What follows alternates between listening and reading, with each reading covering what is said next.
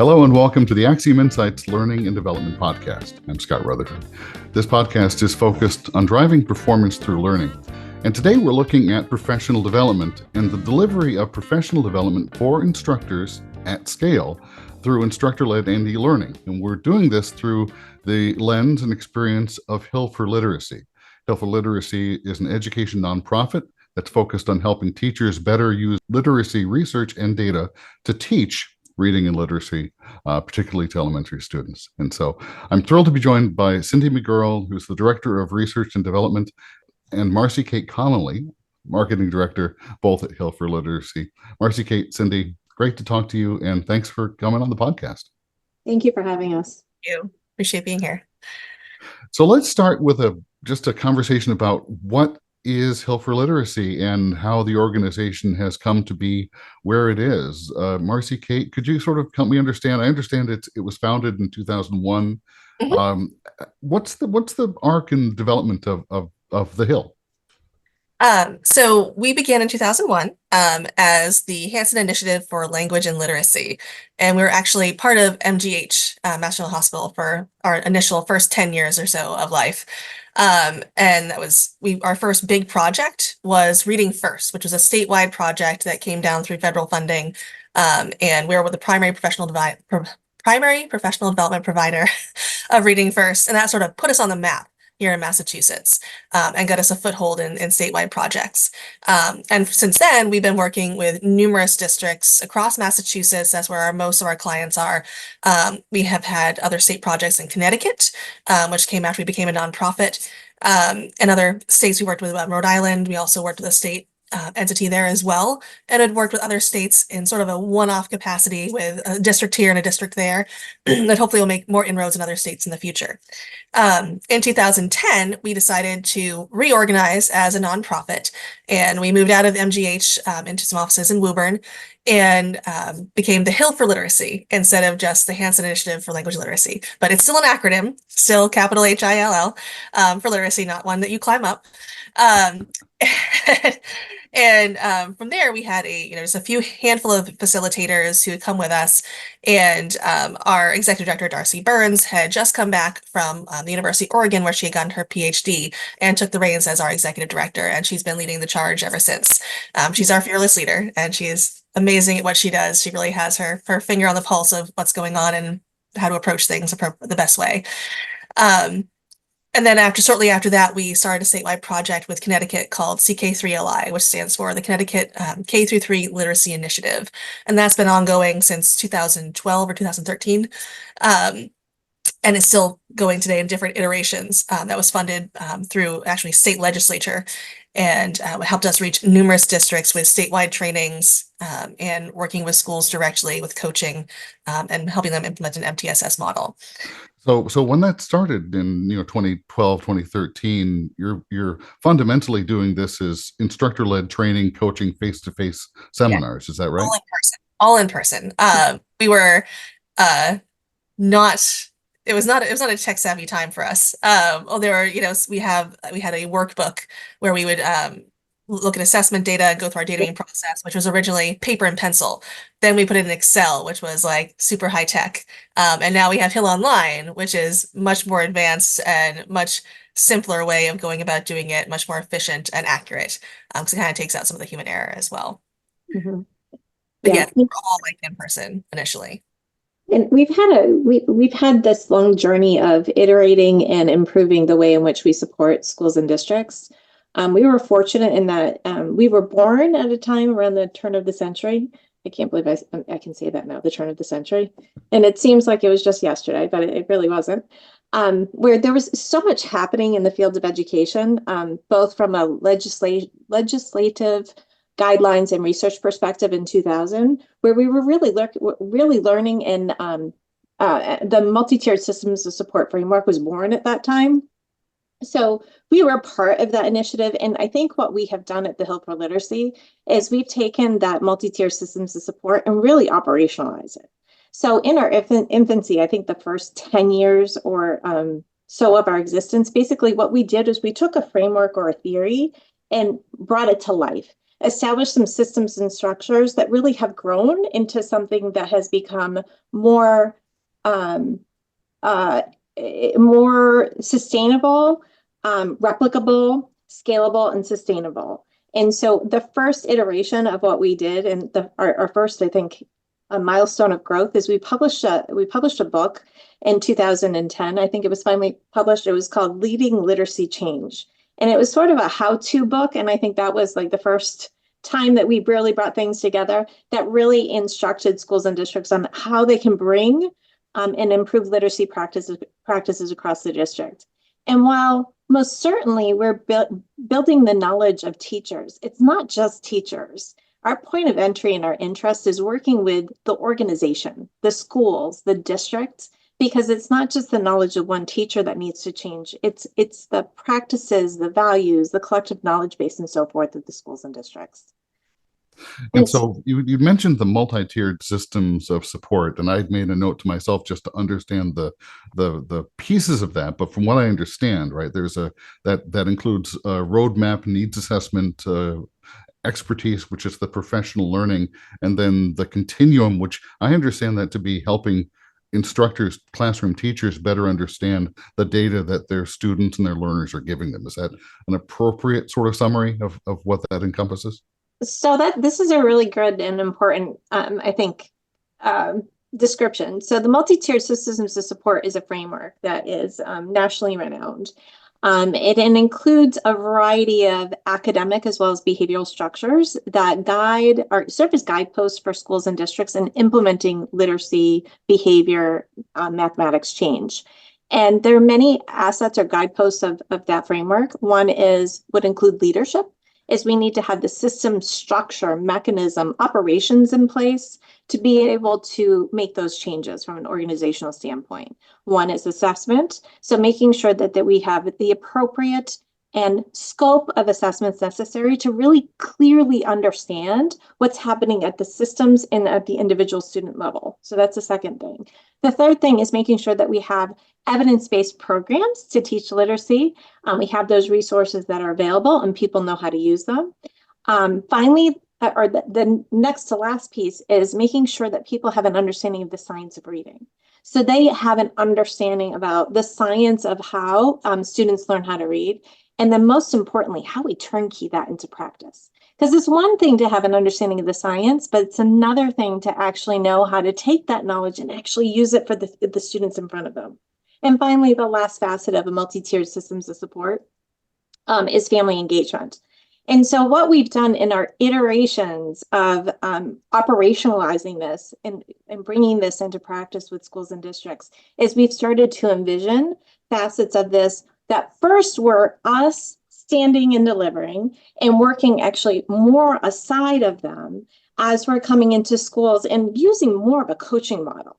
I think what makes us a little bit unique to other things and other products that are out there is we're very much more of a coaching type, embedded support, embedded training type institution, whereby we're working side by side, because although those 5 cornerstone big idea pillars relate to every single implementation, each school and district is unique in terms of knowing how to do it. So it's our partnership working together, them being the experts of their system and us really having an understanding of the research that helps us implement that.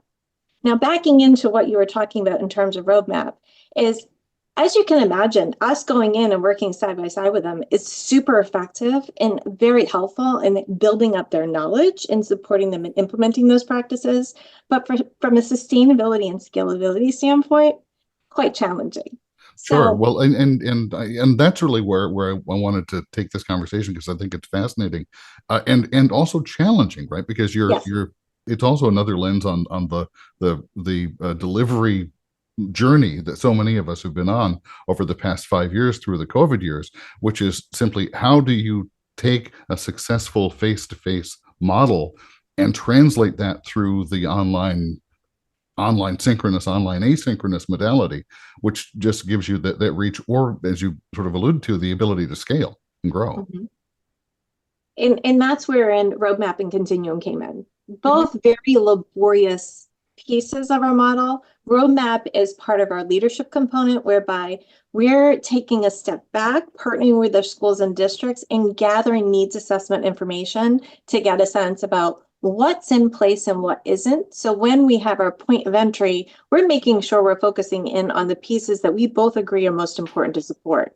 So roadmap includes a series of needs assessment tools and information gathering tools that help us be able to gather that through a more technological solution rather than using personnel to do that. As far as Continuum is concerned, and that goes into that second goal around assessment, Continuum is our supportive embedded data meeting support tool, whereby we're gathering information around students and we're systematically through this application guiding them through how to triangulate these data and having clarity about what students need.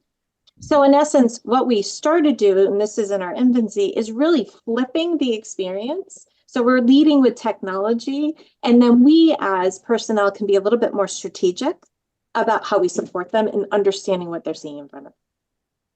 And therein comes expertise. Expertise is our most recent adventure, whereby we really needed to bring the science of reading into the knowledge of the science of reading into schools. If teachers don't own or understand the evidence-based practices or how students learn how to read, then they're going to struggle to know how to do any of it. So through over the past years, starting with COVID, the past few years, we developed first an asynchronous virtual series, 10 modules that fit better within a school climate. So that basically what we did is we had 10 2.5-hour sessions that could more easily fit within a school schedule.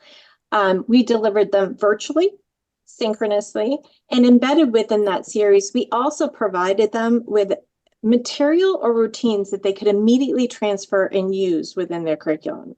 So we would provide a little bit of learning, we would give them something to do in between, we would debrief thereafter, and then that's how we would roll it out over the course of a school year, which was more palatable. And we've since partnered with AXIOM in an amazing partnership where we're learning ways in which, and we have built an asynchronous version. So now we're leading with an asynchronous learning, an engaging asynchronous learning experience, and then able to follow up after the fact using our personnel to coach them in supporting and implementing those practices within their school. Right. So I was going to ask you about that because I think that it's not just to move to an asynchronous delivery, because to do that, the risk, I guess, is if people say asynchronous, it's one size fits all. It's click through and you have a risk of a lack of engagement on the learner's point, and there's a lot of ways that can go sideways. So, but what you're doing is kind of building the e-learning into a coaching environment. Yes. So we will not be moving away. We've always, at our heart, is we are consultancy and coaching organization, whereby we're committed to providing on the job, culturally and situationally relevant information into a school or district. Because again, going back to what we originally talked about, MTSS in our model, the Hill model, in my opinion, is a fabulous framework. And most of the tenets and structures that we have within, they apply to all schools and districts. But when you get down to the nitty gritty of actually having to implement these things, customization is critical. We have different populations, cultures, resources, needs, knowledge, et cetera, in every single school district. Each one of those variations creates unique circumstances that requires some level of modification, adaptation, or nuances in terms of implementation. It's those things that really require the partnership and support and knowing how to actually put them in practice and then knowing if they're working. Yeah. So how did you approach just conceptually when you start to think about, it's an elephant that you have to take a bite of. Yes. Well, where do you start to sort of scope the project to say, okay, well, we know we need this to be robust and flexible and customizable at scale. Those are two competing interests. Customizable and repeatable tend not to work well together. So what was your thought process, or what were those conversations like initially when you were trying to just get your head around the scope of what that would look like? So we are very committed to an agile approach. So that's first and foremost, such that we're routinely working with schools and districts and bringing our framework to them, soliciting lots of feedback, lots of survey data. We are iterating and putting small pieces of things out, soliciting feedback all the time, and then coming back and improving. And we're committed to that approach. In addition, we have a series of researchers that also support us on our team and serving as guideposts and reminding us like, hey, try this, try that. But we very much are committed to all of those stakeholders to really help guiding us. Furthermore, I would also add what we've done is we continuously go back to some of those big ideas. We're very committed to identifying, and I think we've done a pretty good job at identifying the things that are most consistent across all places. We start with those 5 guideposts, and I think we've identified the things that are replicable. And then now we're looking at ways in which we might need to customize or tweak. So our next adventure and what we're starting to iterate and imagine for the future is within various facets of our application, say for instance, in terms of data meetings, figuring out how we embed just-in-time, just-right supports right within these applications. Continuum, which is our data meeting platform, houses a bunch of data and information that really supports and guides teachers in knowing what students might need. But what we need embedded just in time, just right there, is like the why. Short snippets about like, why are we making this recommendations, why you might do that, or links to micro lessons, et cetera, that support them through that process. So that when we're in the scenario, which we are, our landscape in education today is such that we're hearing from schools, districts, administrators, it's never been more challenging. Resources are scant. They've been asked to do more and more things. And the diversity of talent that they're seeing in front of them is so diverse. Turnover is high. And you might be sitting in one grade level and you might have a veteran teacher with 20 years experience with somebody who's brand new. And you're needing to figure out ways to iterate and figure out how to meet all their needs. So it is a challenge. And we're excited to try to address it. And it would seem to me that the one of the benefits for the individual schools or the districts even in working with Health for Literacy is that data support, and not just the science of literacy learning, but the data support that you gather over practice. Because I'm assuming that you're looking, as much as the individual teachers are looking at the data for their students and using that to improve how they're responding and developing appropriate interventions for the student. But Hill's sort of 60,000 foot view could be really powerful as well, because you can identify trends that are district-wide, statewide, national. Is that right? That's absolutely correct. So we do have a numerous research partners, and I think one of the things that we're really challenged with is to date, randomized control trials have been, I would say, the spotlight, and just the what we've all worked for. I think in research is like that has been the golden egg, so to speak, is to have that type of research. But the challenge with the randomized control trials is, number one, they're super expensive. Number two, they're super slow and they're hard to turn key into practice. Number three, the data are gathered under the most optimal circumstances when you have coaches, et cetera, and it's not always real life and it's hard to get it to transfer. We're in this very unique circumstance or situation where we have action but live data. This is the real deal. We're collecting data and information on what's happening under real circumstances, and we're able to adapt and iterate as things go. And I think, lo and behold, the thing that's most important for everything that we do today and in the future is being and staying committed to this model, whereby not just in our development, but in our practice, having a clear sense about where we are, putting in place some practices, evaluating how it works, and then continuously looking at those data to improve. So I wanted to ask your thoughts, because professional development, obviously we're talking about professional development for educators because that's your focus, but the folks listening to this podcast could be doing professional development for a number of variety of other fields, and clearly there's a very, very long list. And there are a lot of people who are looking at similar challenges about bringing instructor-led training to a virtual environment to serve professional development objectives. And I mean, is there advice that you would give someone who's perhaps earlier on this journey, trying to make that transition to learn from your experience? What's your best advice for someone based on where you've been? I think first and foremost, remaining committed to doing somewhat what we're doing is making sure that you're iterating. But number two, not taking for granted the contextual nature of and the differences in each circumstance and how those things matter. There's ample evidence out there for any type of professional learning. It's one thing to participate in a training and then be able to demonstrate that you've learned from the training. It's another thing to apply it. So an application not only has to do with being able to take that and apply it under optimal circumstances, but it's also negotiating and understanding and needing the support of knowing how to apply it in a variety of circumstances. So there are things that you may not get and be able to answer or address all of them immediately, but always having the awareness of thinking about how those things will apply, because application matters. And Marcy Kate, let me bring you back in here, because I wanted to ask sort of a forward-looking question, which is also realizing that we may have folks who are K-12 educators on listening to this episode. If a school or a district is not working with Hill for Literacy today, how would someone connect with you? What's that process look like? If they aren't working with us today, they can visit our website, which is hillforliteracy.org, and they can contact us on pretty much any page.